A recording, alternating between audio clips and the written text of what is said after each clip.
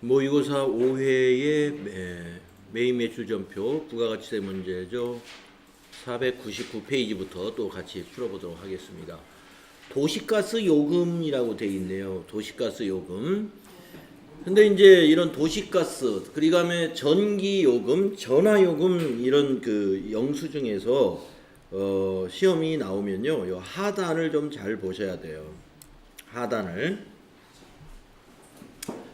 이 지금 도시가스 요금 지로 영수증의 하단을 보시면은 본 영수증은 부가가치세법 시행령 53조 3항에 따라 발행하는 전자세금계산서입니다. 이거예요.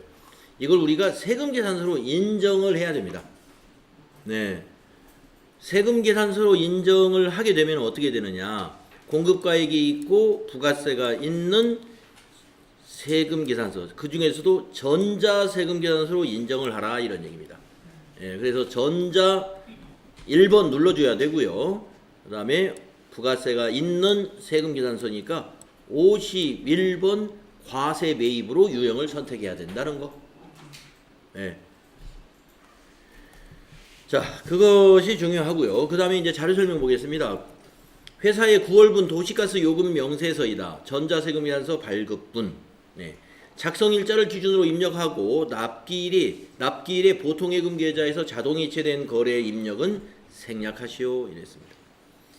메인 매출 자료를 입력하시오. 전자세금 계산서 거래는 전자 입력으로 해라. 예, 이게 지금 전자세금 계산서이기 때문에 이런 평가 문제를 이렇게 전자 입력으로 하라라고도 했습니다.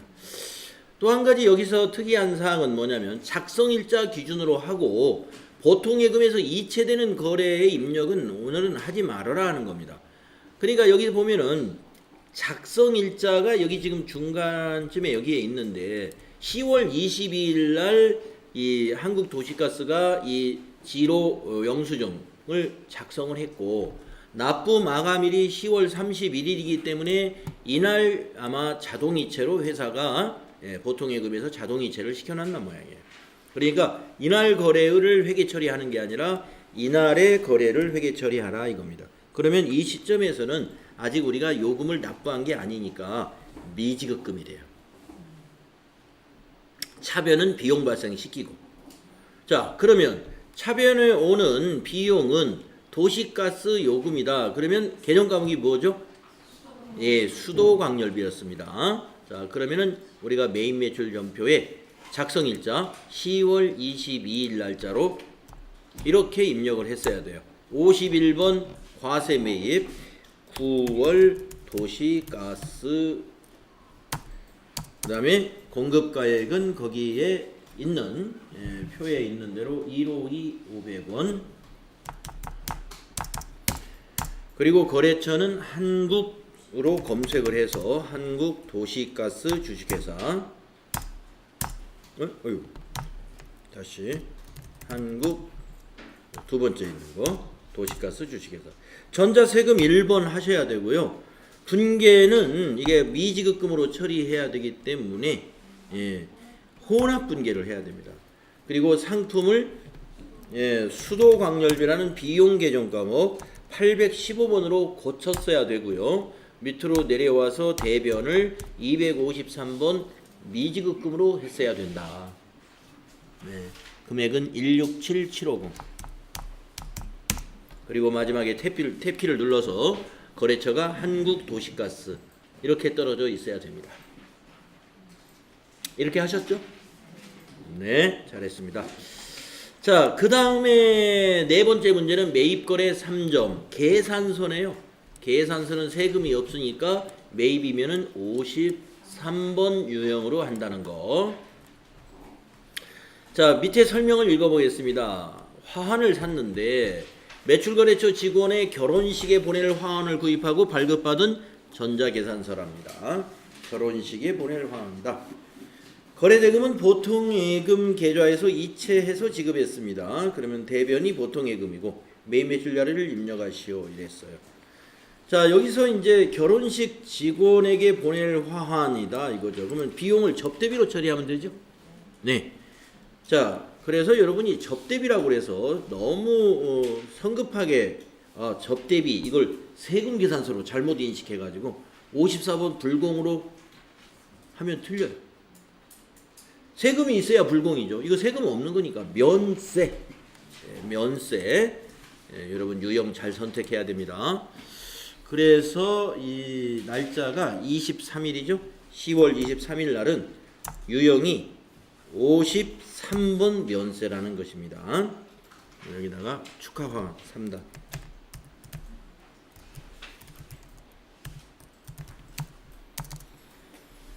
네, 공급가에게 10만원 하고요. 거래처의 이름을 입력하는 거죠.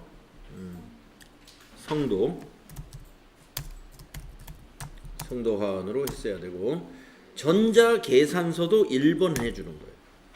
예.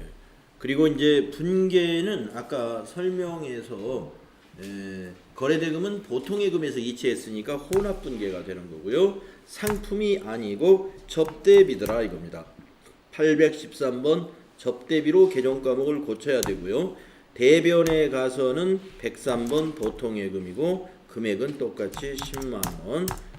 아이고 엔터로 하면 이거 틀렸어요. 엔터로 했으면 다시 돌아와 가지고 보통예금을 서울은행으로 거래처 고치고 가셔라. 네. 그래서 너무 엔터를 빨리 치고 넘어가 버리면 내가 보통예금 거래처 바꿨는지 모르고 넘어갈 수가 있으니까 마지막에는 항상 제가 탭으로 이렇게 넘어가는 것을 권장해 드리죠. 네. 그리고 여기 밑에 설명도 그렇게 나옵니다. 마지막 금액 입력할 때 여기 보면은 거래처 코드 및 적용 변경을 위해서는 금액을 입력한 후 탭으로 이동하고 엔터를 사용하세요. 예. 탭으로 이동한 다음에 거래처 바꾸고 그리고 지나가셔라 이겁니다. 적요도 바꾸려면 여기 마우스로 클릭을 해서 적요를 바꾸는데 적요 바꿀 사항은 아니죠.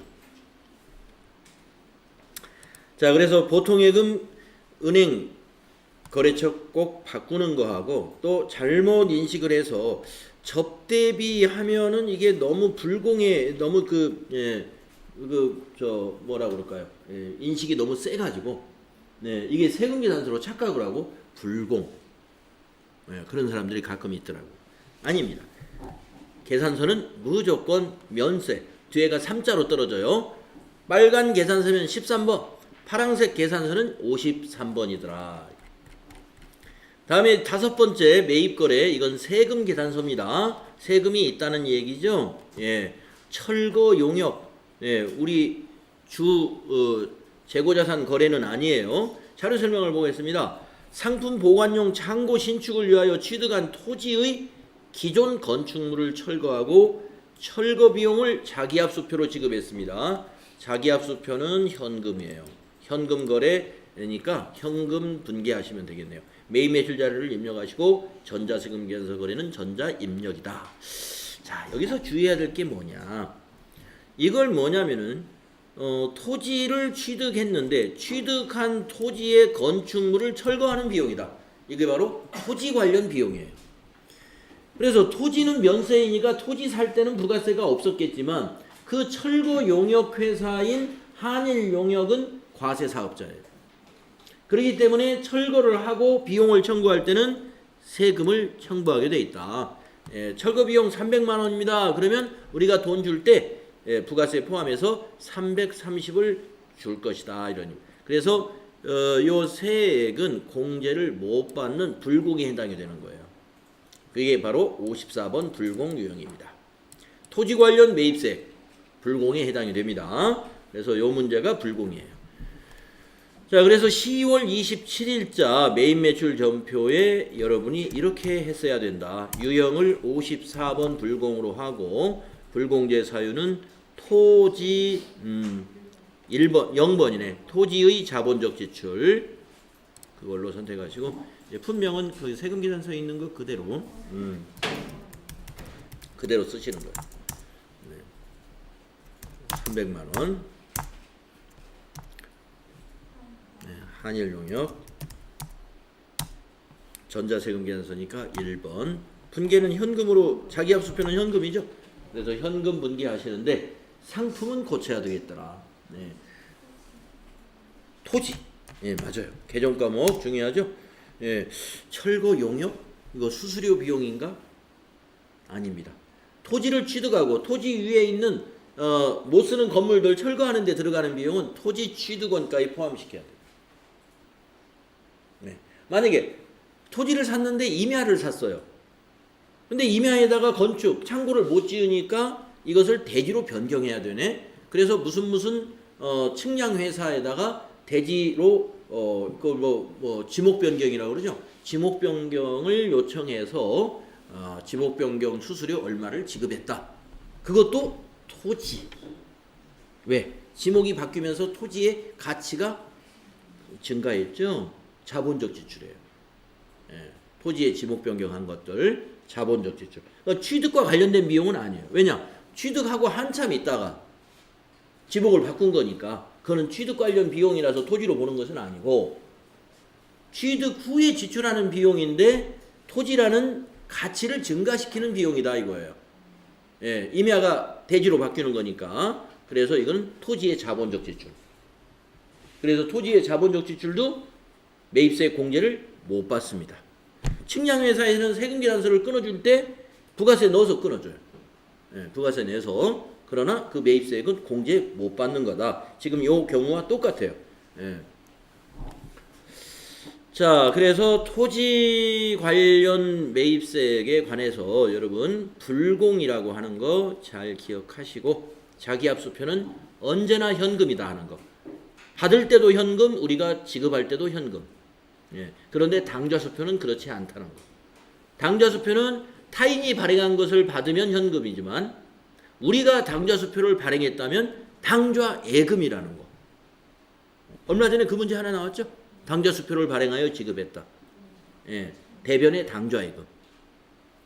우리가 발행한 수표가 우리 회사로 다시 들어왔어요. 그래도 당좌예금. 우리 회사가 발행한 것은 우리 회사가 발행한 수표를 우리가 받는 경우도 있을 수 있습니다. 예, 그것도 당좌예금 차변. 우리가 발행해서 지급하면 대변의 당좌예금.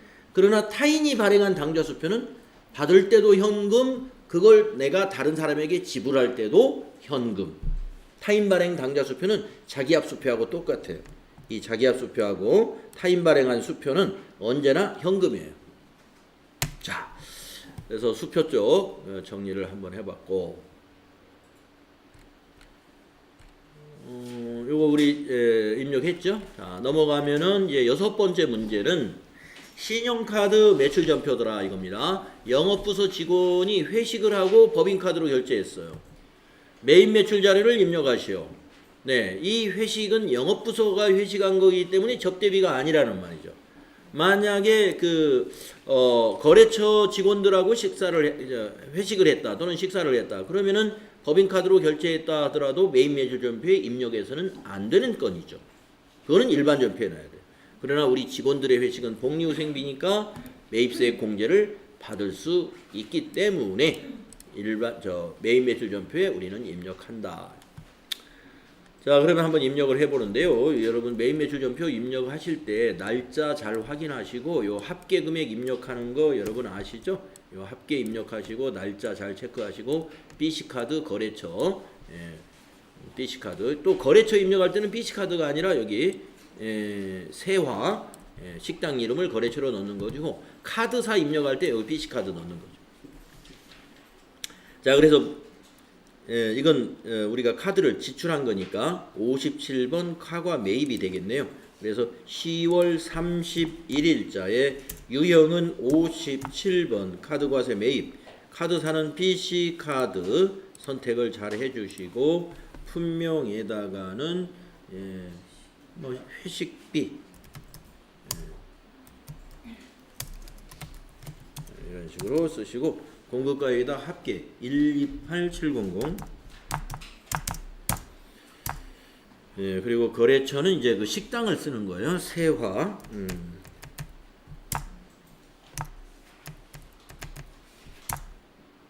세화 주식회사. 그리고 전자세금은 당연히 그냥 방향키로 그냥 지나가야 되고요. 카드로 결제했으니까 4번 카드 분개하시면 됩니다.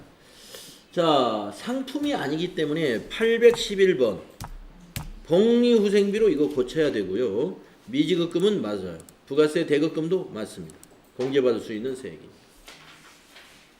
그래서 복리후생비로 안 고치고 가면 틀립니다. 네, 잘 고쳐주셔야 된다.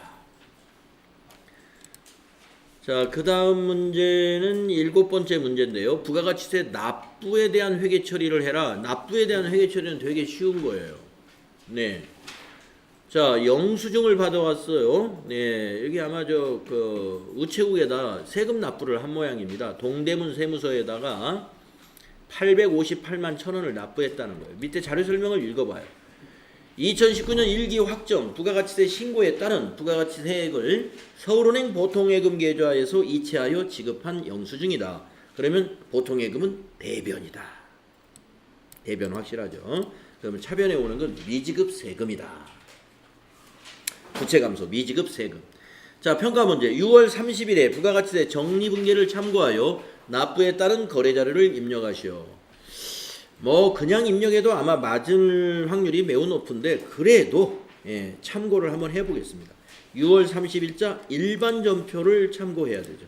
그래서 일반 전표에 6월 30일 날 부가세 정리분계를 딱 보니까 납부할 세금이 동대문 세무서의 미지급 세금으로 8581000이 딱 부채 증가되어 있더라. 근데 여기 영수증에도 보니까 8581000 일치하죠.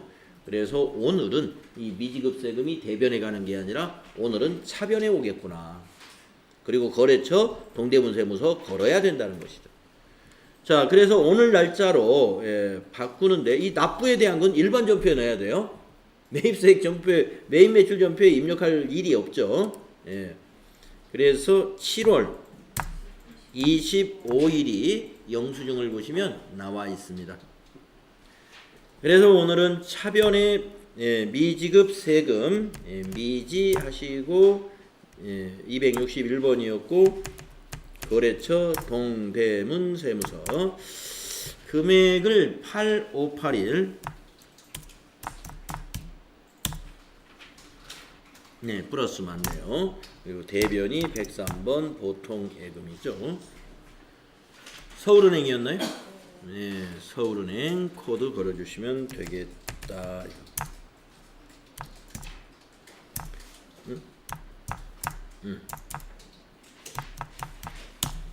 네, 그래서 부가가치세 정리 문제가 안 나오고 이게 모의고사 5회처럼 납부 문제가 나오면 간단한 편입니다.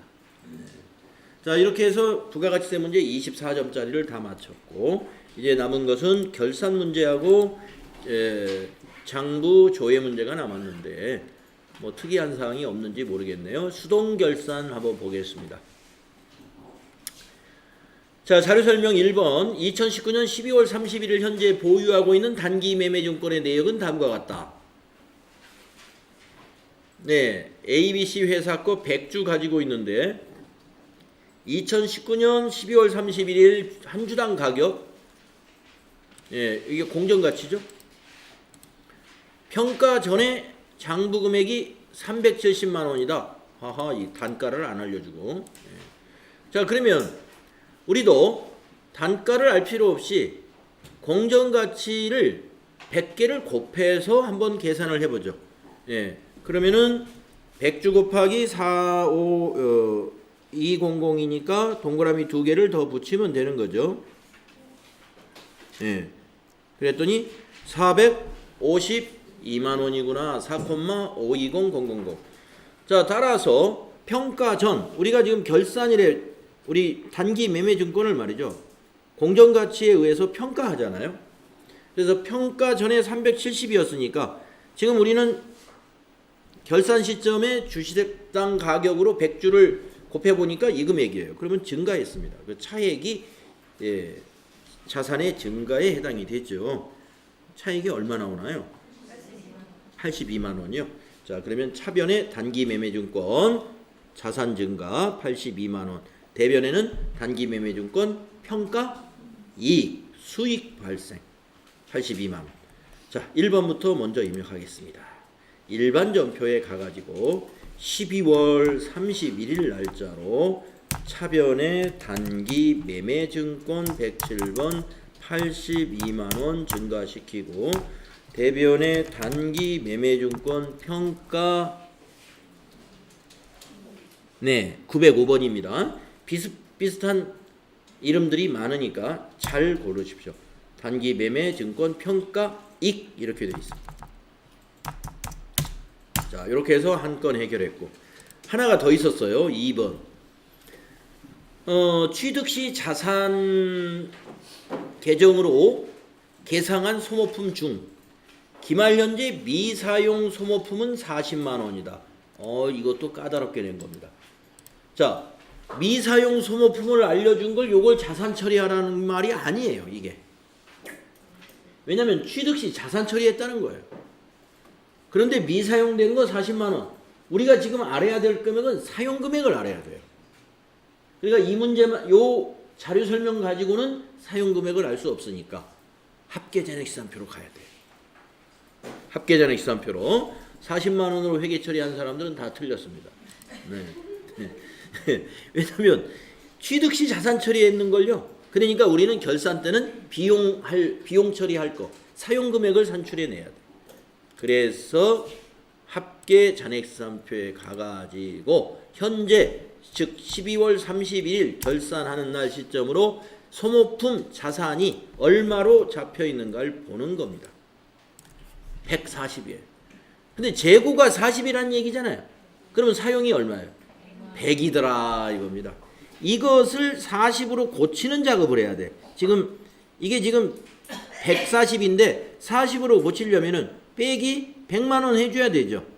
예, 이 100만 원을 소모품 B로 발생시키고 대변에다가 100만 원 소모품을 입력해주면 이게 40만 원이 되는 거죠. 그래서 소모품 대변에 100만 원, 소모품 B 차변에 100만 원. 사용 금액을 비용 처리하는 결산 수정 분기가 필요하다 이거야.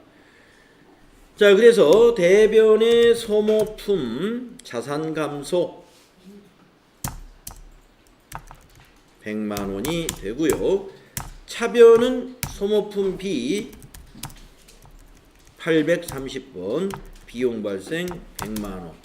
이렇게 입력을 함으로써 합계 잔액시산표에 가서 다시 조회를 딱 하게 되면은 이제 소모품 재고액이 400만 원으로 딱 수정이 되게 되는 것이죠. 여기 대변에 100만 원 털어냈기 때문에. 그래서 이 문제를 잘 파악해야 돼요. 네. 이 회사는 소모품을 취득할 때 비용 처리하는 것으로 회계 처리한 것이 아니라 자산 처리했다는 겁니다. 그리고 지금 여기서 알려준 것은 미사용 소모품 창고에서 가서 조사해 봤더니 40만 원이 재고 금액이더라. 그러면 사용 금액을 알아내야 돼요. 그러면 장부를 봐야 된다. 합계잔액시산표를 보고 지금 자산 처리된 게 얼마 있는가? 140이 있더라. 그러면 40만 원만 남기고 100만 원은 사용을 한 걸로 정리해야 되는구나. 그 사용이 소모품 B, 차변의 비용 발생, 대변의 소모품 자산 감소. 네. 다들 그렇게 하신 것 같아요. 다음에 2번 문제 보겠습니다. 결산 자동 입력에 의한 자동 결산. 왜 이러죠? 결산 자동 입력? 결산 자료 입력이죠. 뭐 비슷비슷하니까. 예, 결산 자료 입력에 의한 자동 결산이라고 보통 그렇게 나옵니다. 자, 자료 설명을 보면은 2019년 12월 31일 현재 직원들의 퇴직금 추계액은 2,300만 원이다. 이것도 조회를 해야죠.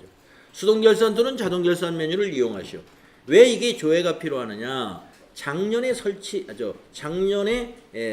퇴직급여 충당 부채로 설정해 놓고 남은 충당 부채가 있는지를 봐야 됩니다.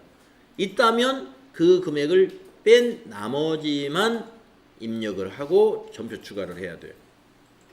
그래서 2,300이 결산 끝나고 퇴직급여 충당 부채가 나오도록 해야 되는 거니까 지금 현재 퇴직급여 충당 부채 얼마인가? 아까 합잔 열어놓은 게 있으니까 밑으로 내려가서 비유동 부채 쪽에 퇴직급여 충당 부채 보니까 1,300만 원이 여러분은 여기가 지금 2,300으로 돼 있어야 돼요. 여러분은 결산이 지금 아까 이미 앞 시간에 다 했기 때문에 저는 아직 안 했기 때문에 현재 1,300입니다.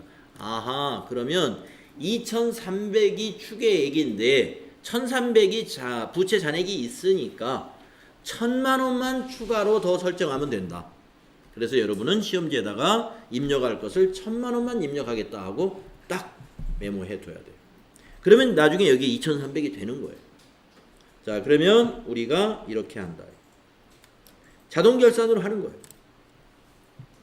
결산자료 입력이라는 메뉴, 결산 재무제표에 있죠. 가가지고 1월부터 12월 확인 누른 다음에 자동 결산이 이거 하나밖에 없으니까 다른 거는 다 입력된 걸로 가정을 하는 거예요. 네, 하고 밑으로 내려가면 조금 위쪽에 있죠.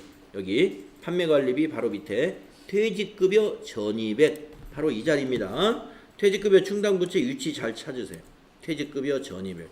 그 바로 밑에 비슷한 것이 있어서 여러분 잘못하면 그 아래 칸 여기 입력 칸이 지금 나란히 다 있습니다. 이게 두 개가 예, 여기 두 개. 밑에는 퇴직연금 충당금 1,200입니다. 우리 퇴직급여 충당부채는 여기다 입력하는 거예요. 퇴직급여 1,200 여기다가 1,000만 원만 입력을 하고 엔터 치고 나서 위에 점표 추가 눌러서 마무리를 하시는 거예요. 네. 그리고 이제 합계잔액 시장표에 가서 여러분 조회해 보시면 이제 여기 뭡니까? 예, 여기 비유동 부채에 퇴직급여 충당 부채가 여기 대변에 잔액이 2,300으로 바뀌어져 있는 것을 알 수 있죠. 시험 볼 때 합계잔액 시장표에 와서 굳이 조회를까지 할 필요는 없습니다. 자, 그러면 이제 마지막에 이제 아주 가벼운 문제 두 개가 남아 있잖아요. 손익계산서 조회하라. 6월 30일 현재 기말 상품 재고액이 1,500만 원인 경우 상반기의 상품 매출원가를 계산하면 얼마냐? 이것도 특이하게 나왔네요. 계산을 굳이 하라는 거네. 그러니까 6월 30일 현재의 기말 상품 재고액을 1,500으로 가정을 한다면 6월 30일 현재의 기초 상품 재고액과 단기 상품 매입액을 알아야만이 계산이 되니까 손익계산서 조회하라고 딱 찍었군요. 네, 손익계산서 조회해 보겠습니다. 자, 손익계산서를 6월 달로 조회하는 게 6월 30일이에요. 네. 자, 매출원가 지금 계산을 안 하고 있죠. 네, 그러면은 이거 기초 상품하고 단기 매입액은 요 두 개의 숫자를 이용해야 돼요. 그래서 두 개를 더해 봅니다. 46600 더하기 31000 했더니 77600. 그런데 기말 상품이 15000이라고 가정을 하자. 빼기 15000 했더니 62600이더라. 그러니까 요 두 개 더해서 거기 빼라는 거 15000을 빼주면 돼요. 이게 재고다 이거. 지금은 재고가 77600으로 돼 있기 때문에 이것으로 하지 말고 이것이었을 때 얼마냐? 그러니까 이 두 개 더해서 두 개 기초에다 단기 매입액 더해서 기말을 1,500을 빼주니까 62600이 나왔어요. 네, 그래서 답이 1번에 있네요. 네. 계산이 좀 필요한 그런 문제였습니다. 1번이더라. 그 다음에 두 번째, 부가가치세 신고서를 조회하라 그랬네요. 그래서 언제로 조회하느냐? 일기 예정으로. 그래서 공제받지 못할 매입세액은 얼마인가 찾아봐라 이겁니다. 자, 1월부터 3월까지 부가가치세 신고서를 여기서 조회하는 거죠. 1월 엔터 3 엔터로 여러분 조회했죠. 그래서 공제받지 못할 매입세액은 여기 매입세액 안에 있잖아요. 매입세액 안에서 여기에 있더라 이겁니다. 16번 세액 12만 5천 원이 여기 있더라 이거. 12만 5천 원. 그래서 12만 5천 원이 있는데 혹시 1번 찍은 사람 있어요? 이건 매입세액이 아니라 공급가액, 이건 이제 공급가액이죠. 매입세액이니까 이걸 물어봐. 12만 5천 원. 네, 아마 5회 모의고사에서는요 뒷부분에서는 뭐 특이한 것은 없었습니다만은 뒷부분에서 특이한 건 없었습니다만은 앞부분에서 좀 신선한 문제들이 몇 개 끼어 있었습니다. 아주 좋은 공부할 기회가 됐어요.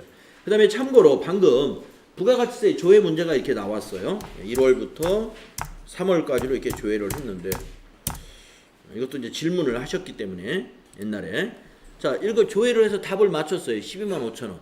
그리고 이게 닫았더니 저장할까요? 물어본단 말이에요. 이거 꼭 저장해야 되나요? 아니요. 안 해도 상관이 없을까요? 예, 이건 안 해도 상관없는 겁니다. 작성을 하고 한 게 아니에요. 작성을 하고.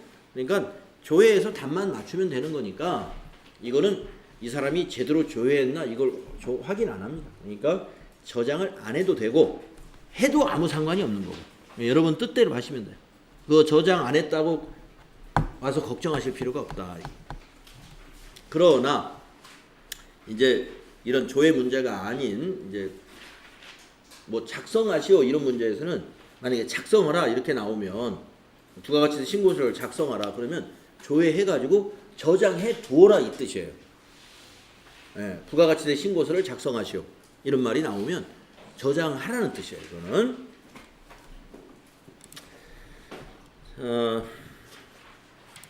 네 수고했습니다.